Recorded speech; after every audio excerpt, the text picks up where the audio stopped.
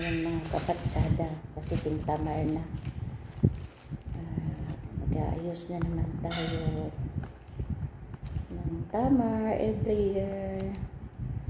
Lagyan natin siya sa buti, sa tupperware na yung lang, gusto ko para maganda ang pagkaayos. So, ganyan siya. Tapos ilagay sa freezer. I miss you. Shout out sa aking mga friends. Kay Vien. Diyan sa Medunista. Diyan sa kay Sally sa Medunista. Quezon Province. Kay mga Carmelo family. Josie Carmelo family.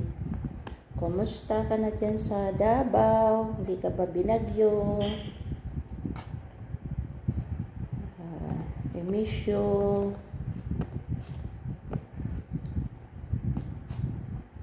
Ito na naman. Wala na akong bukol pero may bakat pa na aksidente ng dun sa disyerto.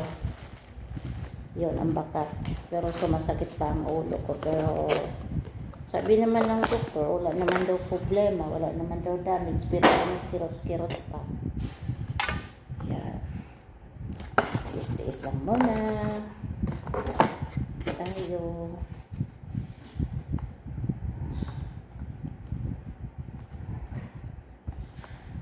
Ito naman tayo, si Patsyada tata ninyo, nag-umpisa na naman ng tamar. Ganito talaga ang buhay natin, mga kapatsyada. Disyerto, Abu Dhabi, disyerto, Abu Dhabi. Kahit naganda bukol-bukol na. Yan.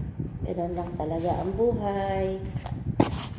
Basta huwag lang natin kalimutan ang Panginoon. Nandiyan siya lagi sa atin. Kasama natin siya habang buhay. Panginoon lang talaga ang magbigay ng tibay sa akin. Mga kapatsyada, ito.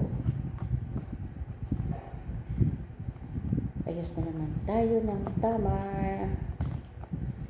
Kauwi lang namin mga kapatsyada kahapon. Sa Huwebes na naman. Babalik na naman ng disyerto. Uwi na naman ng Linggo. Every weekend kami umuwi ng disyerto dahil dito sa dates na to. Kasi every year lang kasi ito mga kapatsyada namumunga. So, ang dates nila ay iba-ibang klase. May sisi, gambli, jibas, ito. Gambli ito ang aking inayas. Ang gambli yun ang pinakad. Number 1 sa kanila. Hindi siya gaanong matamis. Ito naman tinatawag nilang mudihin. Mudihin kung tawagin nila kasi nag-uuwili siya pag pag ipa-dry siya nag-uuwil.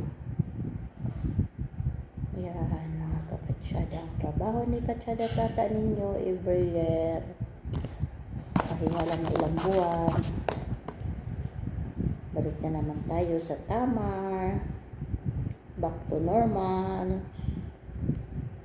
Pasensya na kayo mga kapatsyada na hindi ako gaano nakapag-upload kasi busy ako. Isa pa yung cellphone ko, kurap-kurap, parang ihingalo. Tiniis ko lang na kahit na lang ako live, konting live. Hindi lang mawala ang aking patsyada si tata. Maraming salamat sa aking mga subscriber, kung sino man kayo, saan man kayo ng sulok ng mundo. Maraming salamat at paglubayan kayo ng Panginoon sa buhay sa araw-araw. Salamat. I miss you. Love you. Ganun lang talaga ang buhay natin, mga patsyada. Kung hindi magluto, nandito tayo. Kasi ito lang ang buhay na kaya ko sa sarili ko. Okay. okay lang. Yung nagsabi sa akin nakatulong lang ako dito, okay lang sa akin. Pinagmamalaki ko ang aking ako ang isang katulong.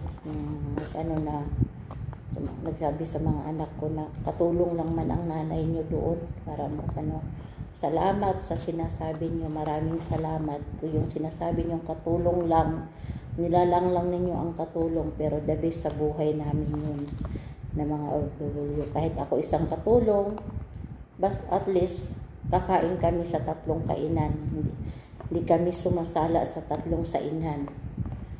Buhay pa rin kahit paano, nakakaraos pa rin. Yun ang binigay ng Panginoon sa akin na guide. Yun ang dapat, kung saan tayo karapat-dapat.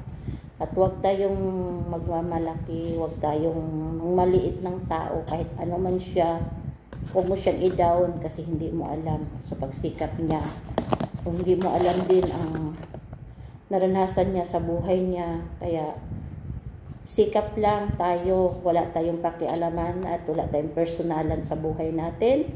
At hindi ako marunong ma-personal ng buhay ng may buhay. Kaya sabi ko, yung nagmamaliit na katulong lang ako dito, salamat sa iyong sinasabi at maraming salamat at nalo akong lumalaban sa sinasabi mo. So salamat din. Kung ikaw man ay mayaman at may kaya ka, okay lang, hindi ako yung taong abutin ko yung hindi kaya, hindi. Kasi ito na ako buhay ko na to maraming salamat sa sinasabi mo sa mga anak ko na katulong lang man ang nanay nyo. Huwag kayong manghusga sa tao kasi kahit ito katulong, hindi ko pinabayaan ang pamilya ko, itaguyod ko ang pamilya ko. Nandun kami, magkaisa kaming pamilya, magkaisa kami ng mga kapatid ko.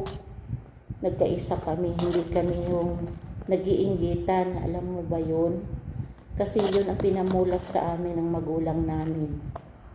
Kaya maraming salamat sa sinasabi mo, tanggap ko.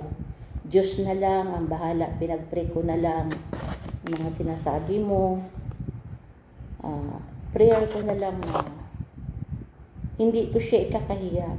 Pagmamalaki ko pa siya na bilang isang katulong dahil basta ang alam ko, hindi ako nakapurisyo sa inyo, hindi ako namurisyo sa inyo, hindi ako kaya yun ang kaya ko na patunayan sa inyo.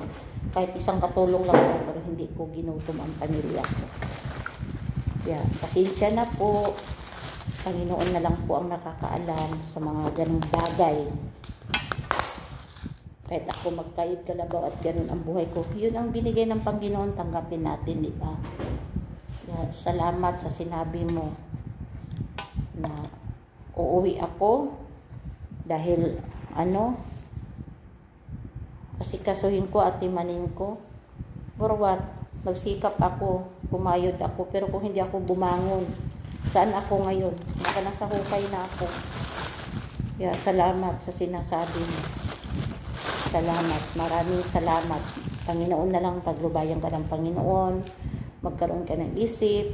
Hindi mo alam ang naranasan ko sa buhay ko. Baka maiyak ka kung sabihin ko sa iyo ang katotohanan na lahat-lahat. Kaya kahit ako magsasabi, walang taong maniniwala sa akin na ako yung magsasabi ng ganon. Pero hindi ako nakisagasa ng tao. Nakikisama ako sa tao. Kaya pasensya na po kung yun po ang alam nyo sa buhay ko na walang hiya ako. Salamat, maraming salamat. At alam ko po kung saan ako lulugar. Alam ko po kung saan ko dalahin ang pamilya ko. Maraming salamat po sa inyo. Magandang araw sa inyo, magandang gabi, magandang tanghali, magandang umaga.